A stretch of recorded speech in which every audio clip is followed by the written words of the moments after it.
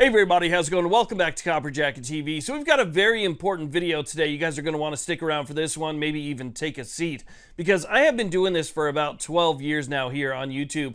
And in that 12 years, I've reported quite a bit on California firearms laws and legislation. And at this point, nothing really surprises me anymore. Whenever you talk about California, you know it's going to be over the top. It's going to be something outrageous, something that no other state has ever thought of before. And that's just kind of what you would expect. But this takes that to a whole new level. I mean, we're talking about a whole new ballgame. We have a major California city that is essentially eliminating the Second Amendment.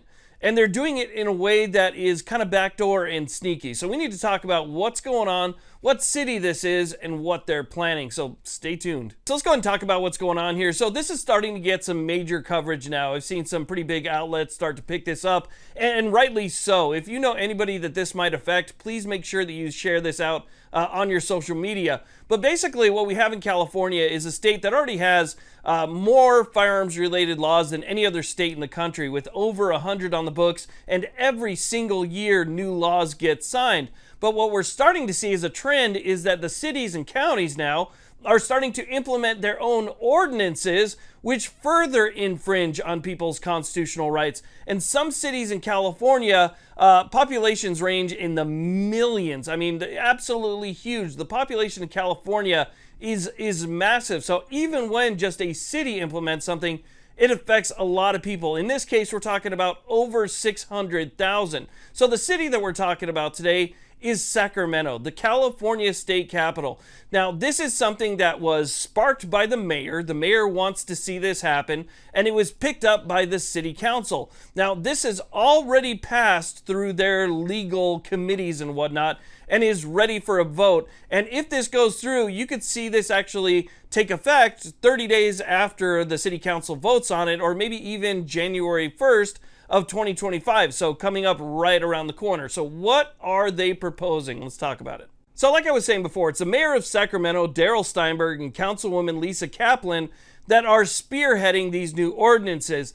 There's four major bullet points that they're trying to do here. Now, the first one is something that we've seen tried before in San Jose, which is adding liability insurance as a must-have, meaning that in order to own anything in the city of Sacramento, again, home to over 600,000 people, you have to have some form of liability insurance. And we're not talking about carry insurance like the different companies out there offer. We're talking about full-fledged liability insurance that would pay somebody else if something happens. And to my knowledge, I don't think there's anybody out there that covers anything like that. I could be wrong on that case, but still, that's a monthly premium that you're going to have to pay for that insurance. Now, it's the next one that really caught me off guard, and that is this new harm reduction fee, which basically imposes a $25 per firearm fee to be paid annually, and then that money collected would then go to fund gun violence prevention research programs. So essentially a $25 fee per, and then that would be collected annually, and it would go to create even more laws like this that infringe on your rights. To me, that's about as absurd as you can get. Now, the other two things to me are just as absurd, but they don't necessarily eliminate your rights, because the other two, if you fail to have the insurance, you're not allowed to have your right within the city of Sacramento. If you don't pay that fee, you no longer have your rights in the city of Sacramento. And there are penalties to all of these, and the penalties can be pretty severe. Now, the next one is going to be the fact that you will no longer be able to bring a minor into an FFL. That'll be over. So if they're under 18 years old, they're no longer even allowed to enter the building. That would be off limits if this city ordinance passes. And from everything that I'm seeing, from the reports that I've seen in Sacramento Bee and otherwise, it looks like this is something that could actually pass, which is astonishing. But again, it is California. Now, the next one is they are wanting to eliminate, or this would eliminate, any home-based businesses. So any home-based business, you run something out of your home, that would be gone. You wouldn't be able to do that in Sacramento anymore. They would be eliminated under this. So again, you have those four things.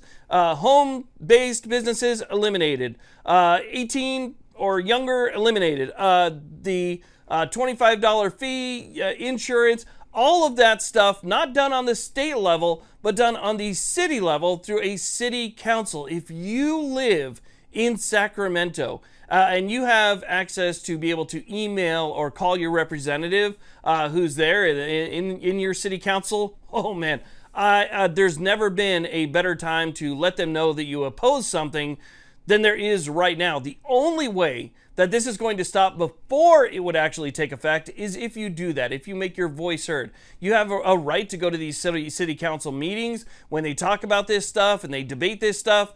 You can be there and you can let them know that you oppose it. If there's no opposition and people don't show up and they don't oppose this stuff, then they think that, hey, the population is just fine with it. But with the population in one city of over 600,000, that's going to affect a ton of people, and that's what makes this such a big deal. Not to mention the fact that you're also talking about that kind of spreading within the state, right? If you have San Jose that's implementing ordinances like this, and then you allow Sacramento to have ordinances like this, it's only a matter of time before you see Los Angeles and Anaheim and other places start to implement the exact same thing. It will just become a city issue, and the state can pretty much lean back and just let the cities do what they want.